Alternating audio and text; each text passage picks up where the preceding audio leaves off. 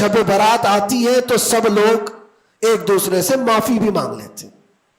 بندوں سے اگر تمہارا حق ہے تو بندوں سے معافی مانگ لو. اگر بندہ معاف کر دیا دنیا میں. حدیث پاک میں ملتا ہے کل کی رات اللہ تعالیٰ فرشتوں کو سارے معاملات تقسیم کر دیتا ہے, بندوں کے متعلق کیا کیا چیزیں سال بھر میں ہونے والی, اور فرشتوں کو سارے احکام بتا دیے جاتے ہیں. اس میں سے بسا اوقات ایسا ہوتا ہے کہ کسی کی موت لکھی گئی ہوئی ہوتی ہے اس سال, لیکن وہ بندہ شادی کی تیاریوں میں مصروف ہے.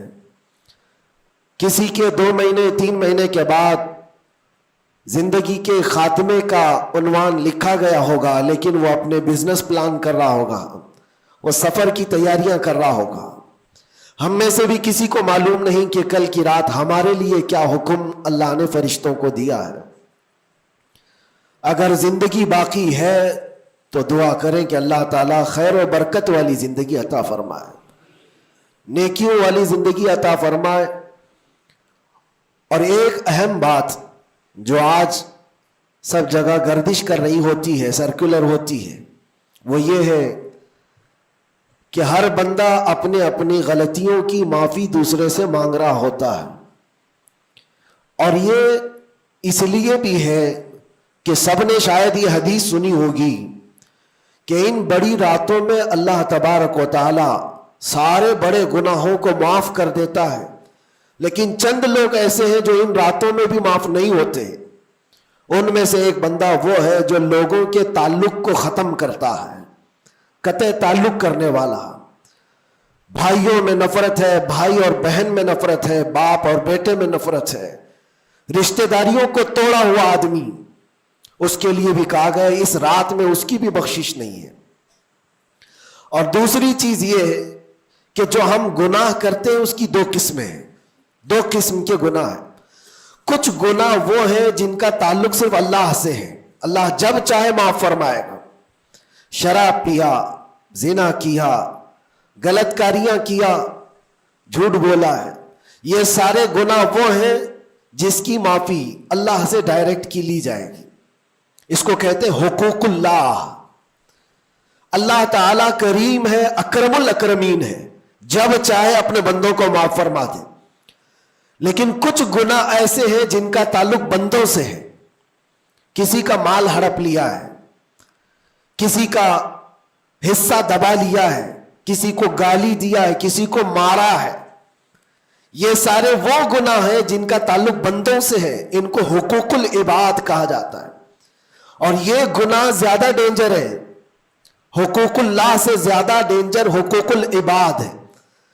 کیونکہ حدیث پاک میں ہے اللہ سے متعلق جو گناہ ہے وہ رب تعالیٰ جب چاہے معاف فرمائے گا, لیکن جو بندوں سے ریلیٹڈ ہے اللہ فرماتا ہے جب تک بندہ بندے کو معاف نہیں کرتا اللہ نہیں معاف فرمائے گا, اللہ معاف نہیں فرمائے گا. حضور پاک صلی اللہ تعالیٰ علیہ وسلم نے صحابہ سے پوچھا سب سے غریب آدمی کون ہے, تم جانتے ہو سب سے مفلس آدمی کون ہے؟ حضور صلی اللہ علیہ وسلم نے صحابہ سے پوچھا تو صحابہ نے کہا اللہ کے نبی زیادہ جانتے ہیں. آقا کونین صلی اللہ علیہ وسلم فرماتے ہیں سب سے زیادہ غریب قیامت کے دن وہ نہیں جس کے پاس پیسہ نہیں, مال نہیں, نیکیاں نہیں, وہ نہیں, بلکہ میرے آقا فرماتے ہیں قیامت کے دن ایک بندہ ایسا ہوگا جس کی نمازیں بھی بہت تھی, صدقات و خیرات بھی بہت تھے, حج بھی کیا تھا, زکوٰۃ بھی دیا تھا, عمرے بھی تھے, نفل عبادتیں بھی تھی, اس کی بہت نیکیاں لے کر کے آیا تھا. لیکن جس وقت وہ عدالت الہی میں پیش ہوا تو کئی لوگ کھڑے ہو گئے, ادھر سے ادھر سے آئے, رب تعالیٰ سے کہنے لگے مولا یہ نیک تو بہت ہے, نمازیں اس کی بہت ہے, حج بھی کیا ہے, عمرے بھی کیا ہے, لیکن میرے پیسے بھی دبا کر رکھا تھا. کوئی کہتا ہے کہ مولا میرا حق اس کے اوپر بنتا ہے, اس نے مجھے گالی دی تھی. کوئی کہتا ہے کہ مولا میرا بھی حق بنتا ہے, اس نے مجھے مارا تھا. کوئی کہتا ہے مولا میرا بھی حق بنتا ہے, اس نے میرے پیٹھ پیچھے مجھ سے چغلی کی تھی اور لڑانے کی کوشش کی تھی, میرا حق بنتا ہے اس پر. تو یہ سارے حق طلب کرنے والے بندے کھڑے ہو جائیں گے اس کے خلاف جو نیکوکار تھا. اللہ تعالیٰ فرماتا ہے تم لوگوں کو اس سے کیا چاہیے؟ سارے بندے کہتے ہیں مولا ہم تو گنہگار ہیں, نیکیوں کی کمی ہے, اس کے پاس نیکیاں زیادہ, اس کی نیکیاں ہمیں دلا دے. اب عدالت الہی کا یہ فیصلہ سنو. اللہ فرشتوں کو حکم دیتا ہے اس کے پاس جتنی نیکیاں ہیں وہ ان سب میں تقسیم کرو. جتنوں کا حق اس نے دبا رکھا ہے سب میں اس کی نیکیاں بانٹی جائیں. جب فرشتے اس کی نیکیاں نکال کر تقسیم کر رہے تھے, نیکیاں اس کی پوری ختم ہو گئی, حقداروں کا بھی حق پورا ہوا نہیں, کچھ اور بھی باقی رہ گئے تھے. وہ کہنے لگے مولا ہمارا بھی حق ہے اس کے اوپر, ہمارا بھی اس نے مال رکھا ہے. اللہ تعالیٰ فرماتا ہے اب اس کے پاس تو نیکیاں پوری ختم ہو گئی, تم چاہتے کیا ہو؟ وہ گنہگار تھے, وہ کہتے مولا ہم یہ چاہتے ہیں کہ ہمارے گناہ اٹھا کر کے اس پر ڈال دیں, ہمارا بوجھ تو کم ہو جائے. حکم ہوگا رب تعالیٰ کا کہ اس کے اوپر ان کا حق بنتا ہے, لہذا ان کے گناہ اٹھا کر کے اس کے اوپر ڈالو. حدیث پاک میں میرے آقا فرماتے ہیں لے کے تو چلا تھا بہت ساری نیکیاں, لیکن وہاں سب بٹ گئی, الٹا دوسروں کے گناہ اپنے سر پر لے لیا اور سیدھے اس کو فرشتے جہنم میں لے کر جاتے ہیں. یہ قیامت کے دن کا سب سے مفلس آدمی ہے, سب سے غریب. اسی لیے اے لوگوں حقوق العباد میں کبھی گرفتار مت ہونا. دنیا میں کسی کا حق دبا کر مت رکھنا. کسی کو اگر تم نے اپنی زبان سے ایذا دیا ہے, تکلیف دی ہے, یا ہاتھ سے دیا ہے, یا کسی بھی طرح سے دیا ہے, تو قیامت کے دن اس کا حق لیا جائے گا, تمہیں اس کا حق دینا پڑے گا. اسی لیے شب برات آتی ہے تو سب لوگ ایک دوسرے سے معافی بھی مانگ لیتے ہیں.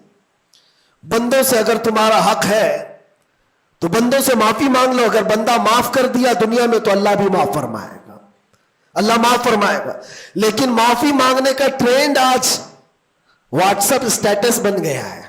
بہت آسان ہے اسٹیٹس پر رکھ دینے کا کہ میرے جس کے اوپر بھی حق بنتے ہیں میں نے ان کو معاف کیا, وہ مجھے معاف کر دیں. کسی کے پاس جانے کی ضرورت ہی نہیں, واٹس ایپ میں گھماتے رہ جاؤ. کیا اسی کو معافی مانگنا کہتے ہیں؟ معافی مانگنے میں آدمی کو جو انا ہے, جو تکبر ہے, جو شیطان اسے گھمنڈ دلاتا ہے, اسی توڑنے کے لیے تو اللہ نے معافی مانگنے کا حکم دیا کہ جاؤ تم اپنے اس بندے سے معافی طلب کرو جس کے پاس جانے میں تمہیں شرم آ رہی ہے. اپنے نفس کو توڑو, اپنے انا کو ختم کرو, اپنے تکبر کو مارو. تمہاری بہن کا کوئی حق باقی تھا تو تم اگر یہ سوچتے ہو اس کے پاس کیسے جاؤں, وہ تو چھوٹی ہے, میں اتنا بڑا ہو گیا ہوں, کیا بہن سے بھی معافی مانگوں گا, میں چھوٹا ہو جاؤں گا.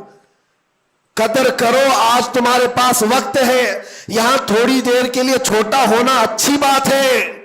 قیامت کے دن جب تمہارے گلے میں توق ڈال دیا جائے گا گناہوں کا تو اس وقت مدد کے لیے کوئی نہیں آ سکے گا. اس لیے میرے عزیزوں حقوق العباد میں گرفتار کبھی نہ ہونا. اللہ کے نبی صلی اللہ علیہ وسلم کے پاس ایک جنازہ آیا. حضور صلی اللہ علیہ وسلم جب جنازہ پڑھاتے تھے تو پہلے پوچھتے تھے اس پر کسی کا حق باقی ہے, کسی کا اس پر کوئی لینا دینا باقی ہے. جنازہ صحابی کا ہے. جب جنازے کے پاس کھڑے تھے تو ایک صحابی آگے بڑھتے اور کہتے یا رسول اللہ 2 درہم میرے اس کے اوپر باقی ہے اور یہ مر گیا, دیا نہیں مجھ کو, 2 درہم قرضہ اس کے اوپر میرا باقی ہے. حضور پاک صلی اللہ علیہ وسلم نے کیا فرمایا جانتے؟ صلو علی صاحبکم ولا اصلی علیہ. اے لوگوں تم چاہو تو اس کا جنازہ پڑھ لو, میں نہیں پڑھوں گا. حضور پیچھے ہٹ گئے. 2 درہم کا صرف قرضہ باقی تھا جن کا انتقال ہوا اور حضور نے فرمایا میں جنازہ نہیں پڑھوں گا. سوچو آج 2 درہم کا بوجھ بھی کتنا بڑا ہوتا ہے. جنازہ رکھا ہے, حضور پیچھے ہٹ گئے. پھر ایک کوئی صحابی آگے بڑھتے اور کہتے یا رسول اللہ صلی اللہ علیہ وسلم ان کی جانب سے ان کا قرضہ میں ادا کر دوں گا. حضور نے فرمایا کب تک ادا کرو گے؟ کہا کل کی مغرب سے پہلے میں ادا کر دوں گا. اللہ کے نبی نے ان سے وعدہ لیا اور اس کے بعد پھر اس صحابی کی نماز جنازہ پڑھائی. یہاں تو بہت سارے حقوق لے کر بیٹھے ہیں, وہ تو 2 درہم کی بات کر رہا ہوں. اسی لیے ہماری زندگی کا خاتمہ ہونے سے پہلے یہ حساب کتاب پہلے صاف کر لو. حاسبو قبل ان تحاسبو, اپنا حساب کلیئر رکھو اس سے پہلے کہ تمہارا حساب لیا جائے. اللہ کریم ہم سب کو کہنے سننے سے زیادہ عمل کی توفیق عطا فرمائے. رب تبارک و تعالی شعبان المعظم کے اس پاکیزہ مہینے کو ہم سب کے لیے نیکیوں والا اور خیر و برکت والا مہینہ بنائے. الہ العالمین قدیر و جبار خدا, جب تو نے رجب اور شعبان ہمیں دکھایا ہے تو رمضان تک ہماری زندگی عطا فرما.